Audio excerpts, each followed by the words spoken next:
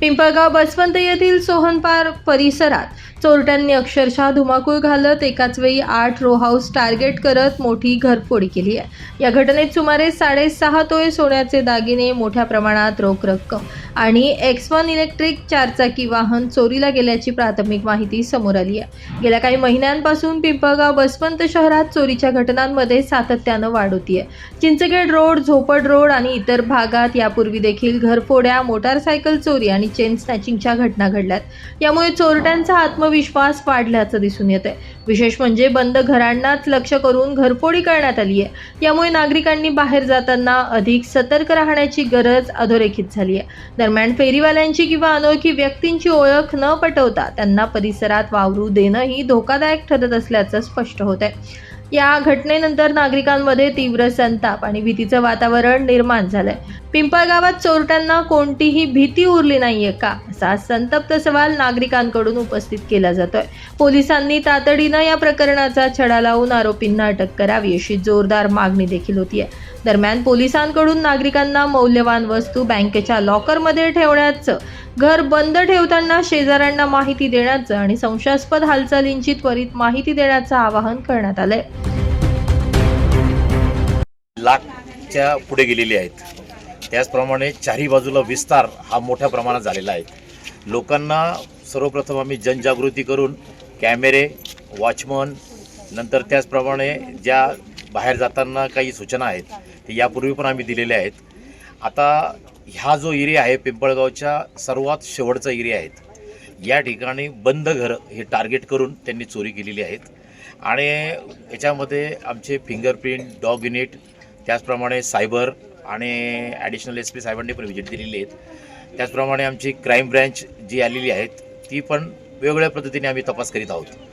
यामध्ये गेलेले व्हेकल, त्याचप्रमाणे त्यांनी वापरलेले हत्यार, त्याचप्रमाणे त्यांनी केलेली एंट्री एक्झिट याचा आम्ही पूर्ण अभ्यास करून कुठल्या प्रकारचे ते आरोपी असू शकतात, हे कुठली बाहेरची टोळी आहेत का, हे काही स्थानिक याच्यामधले कोणी आहेत, या पद्धतीचा तपास करीत आहोत।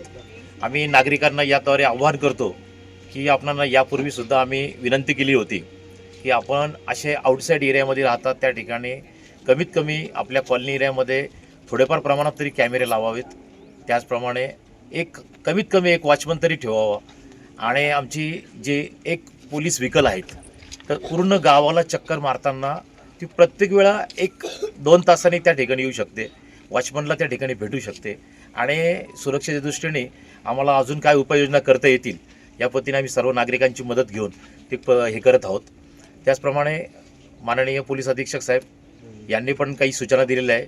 ॲडिशनल SP, SDPO यांनी सूचना दिलेल्या आहेत। त्या सूचनाद्वारे अजून आरोपींचा मार्ग शोधून त्यांना लवकरात लवकर पकडण्याचा प्रयत्न करीत आहोत। या सोन पार्कमध्ये ज्या 8 घरफोडी एका रात्रीत जी झाली तर इथं कुठल्याही प्रकारचं गेट नाही, कुठल्याही प्रकारच्या या लोकांना सुविधा नाही। इथं जे गार्डन बनवलेलं त्या गार्डनमध्ये स्ट्रीट लाईट नाही। त्याचप्रमाणे इथं जे काही कॅमेरे लावलेले ते कॅमेरे 1 महिन्यापासून बंद आहे। इथं कुठल्याच प्रकारची सोसायटी स्थापन केलेली नाही आहे। अशाच प्रकारे इथं नागरिक वाढतं, इथं गवत वगैरे सर्व वाढलेलं आहे आणि याच्यावर प्रतिबंधित उपाय हा लवकरात लवकर केला गेला पाहिजेत होता आणि हे कॅमेरे चालू केले पाहिजेत होते। मी स्वतः ॲडिशनल SP साहेबांना फोन करून इथं बोलावलं, साहेबांनी पण इथं बघून गेलेले आणि ॲडिशनल SP साहेबांनी पण सांगितलेले आज जो आपण म्हणतो नाशिक जिल्हा जो काही कायद्याचा बालेकिल्ला आपण म्हणतो त्याच कायद्याच्या बालेकिल्ल्यामध्ये आज या अशा मोठ्या मोठ्या प्रकारच्या घटना घडत आहे।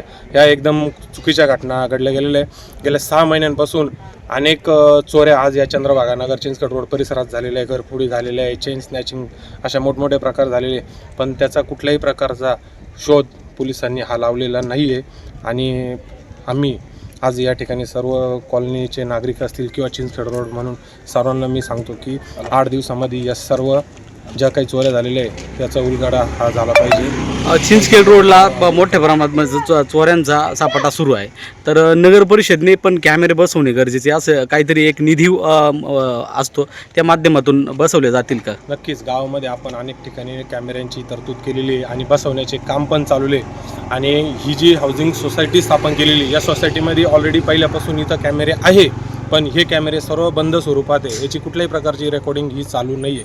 आज यदाकदाचित जर ते कॅमेरे चालू असते आणि हे चोरांना माहिती होतं की हे कॅमेरे बंद आहे, त्यामुळे त्यांनी इथं चोरी करण्याची जी डेअरिंग केली, आज हे कॅमेरे चालू असते तर इथं त्यांनी चोरी करण्याची डेअरिंग ही केली नसती.